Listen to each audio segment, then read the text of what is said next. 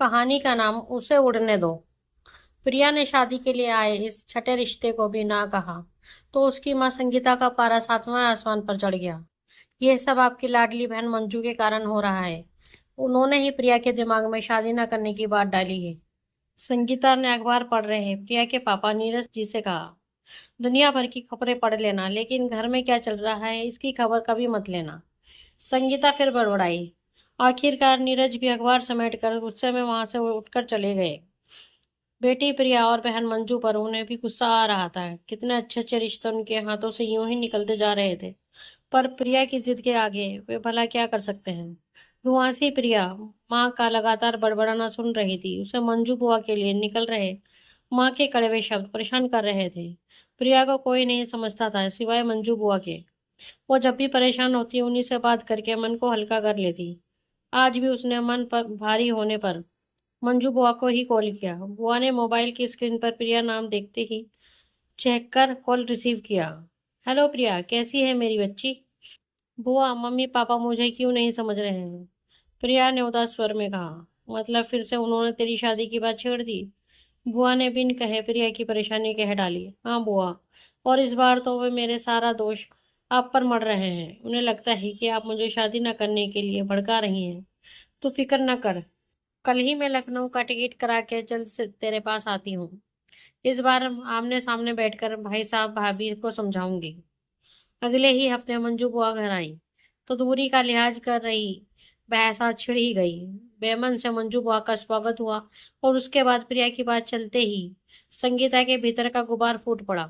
मंजू दीदी, आप हमारे पारिवारिक मुद्दों में दखल अंदाजी करना बंद करें प्लीज। भाभी, पारिवारिक मुद्दा मतलब? मैं अब इस परिवार की कुछ भी नहीं, मंजू ने धीमे स्वर में कहा। तो इस बार नीरज बोले, मंजू माना है तुम हमारी छोटी बहन हो, प्रिया की बुआ हो, पर इस रिश्ते का तुम अब फायदा मत उठाओ। तुम हमारी बच्ची के दिमाग में बिल्कुल वही बात डाल रही हो जो कभी तुम खुद क्या करती थी। ये बात हम कहाँ तक बर्दाश्त करें? भाई साहब, काश कि मैं उस समय अपनी बात पर अडिग रह पाती तो आज मेरा प्रेस रिपोर्टर बनने का सपना शायद पूरा हो गया होता। पर नहीं, आप सबकी जिद के चलते मैं हार गई।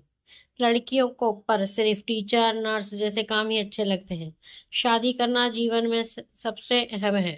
बिना पति और बिन बच्चों के एक स्त्री का जीवन बेकार है। यही सब कहते थे ना आप लोग मुझसे। मेरे साथ जो हुआ सो हुआ, पर प्रिया के साथ अब मैं गलत नहीं होने दूंगी। उसका पायलट बनने का सपना सच होगा। दीदी, हम कौन सा उसके सपने के आड़े आ रहे हैं? सपने शादी के बाद भी पूरे हो सकते हैं, तो फिर शादी से परहेज क्यों? कुछ तल्ख आवाज में संगीता बोली। भाभी, अगर समझदार पति और ससुराल मिला तब तो ठीक है, पर अगर गलत सोच वाले लोग मिल गए तब? प्रिया शादी नहीं करना नहीं चाहती तो उससे जबरदस्ती क्यों कर रहे हैं आप लोग? मैंने खुद इस दंश को झेला है। बच्चों की देखभाल, व्यस्त पति की जिम्मेदारियां, सास ससुर की सेवा, इन सब के बीच मैंने अपने सपनों की आहुति दे दी। किसी ने भी मुझे नहीं समझा। उस पर टीचर की बेमन की नौकरी करते करते मैं थक गई। आज की नई नस्ल के बच्चे बोझिल रिश्तों को नहीं ढोते, बेमन के काम नहीं करते। शादी करना ना करना उनकी मर्जी है, और इसमें गलत भी क्या है? उस दिन मंजू की वे बातें नीरज और संगीता के गले नहीं उतरी। मंजू तो उस वक्त उन दोनों को दुश्मन की तरह लग रही थी। आखिरकार प्रिया अपने सपनों को हवा देने के लिए चली गई थी। वक्त अपनी तेजी से चलता रहा। तभी एक दिन मंजू के घर पर दस्तक हुई। दरवाजे पर भाई साहब भाभी और पायलट की पोशाक में प्रिया को देखकर मंजू खुशी से झूम उठी। मंजू ने सोए बलाए लेते हुए प्रिया को गर्व से के भाव से देखा तो संगीता बोली, ये सब आपकी जिद का नतीजा है दीदी। नहीं, ये सब आपकी मेहनत और आप लोगों के सहयोग का परिणाम है। मंजू ने दुलार भरा हाथ प्रिया के सर पर फेरते हुए कहा। तो प्रिया बोल उठी, नहीं बुआ, ये आप जैसी महिलाओं के संघर्ष का ही परिणाम है, जिन्होंने कई सालों से लगातार लड़कियों को उड़ान देने के लिए समाज से संघर्ष किया है। मैं कैसे आज इतने ऊपर उड़ पाती अगर आप इस समाज से ना कहती कि इसे उड़ने दो। दोस्तों, आपको हमारी कहानी उसे उड़ने दो कैसी लगी प्लीज़ कमेंट में हमें ज़रूर बताएं। अगर आपको कहानी पसंद आए तो अपने दोस्तों के साथ शेयर करें और हमारे चैनल को लाइक एंड सब्सक्राइब करना ना भूलें। धन्यवाद।